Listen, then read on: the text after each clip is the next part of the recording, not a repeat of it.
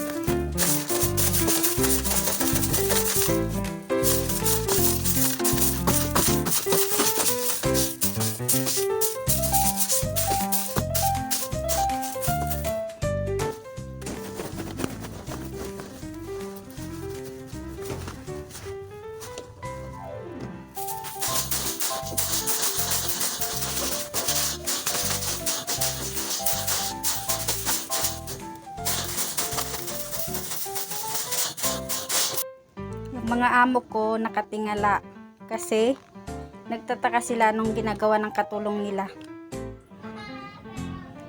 Yung anak ko naman na si Ching Ching,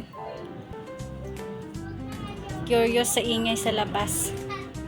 Ayan, may mga bata kasi na naglalaro, kaya nakatingin siya sa may bintana. Marites lang ang peg, samantalang si Shadow inaantok. Grabe guys, ayan, tagaktak yung pawis ko. Sobrang init ng pag-general cleaning natin today. Tapos may mga alaga ka pang pasaway. Ayan o. O diba?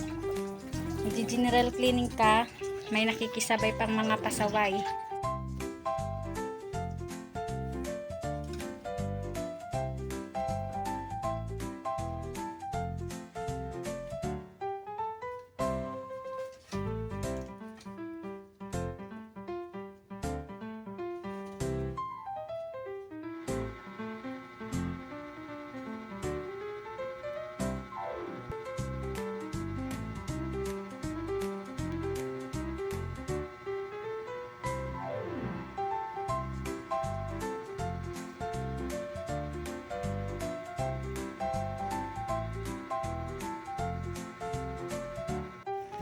So, ayun na nga guys, tapos na akong maglinis ng bahay.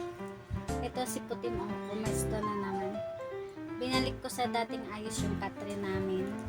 Tapos, nilagyan ko lang ng kortina dito banda sa ano. Nilagyan na rin ng kortina sa may pintuan para ano yan, may harang kasi may awang na rin yung pintuan namin, kaya nag-pack up lang din kami ng panibagong kortina para hindi tayo masilipan. Pero panigurado ako, itatali lang din yan kasi maya maya puro pusa nang nakasabit.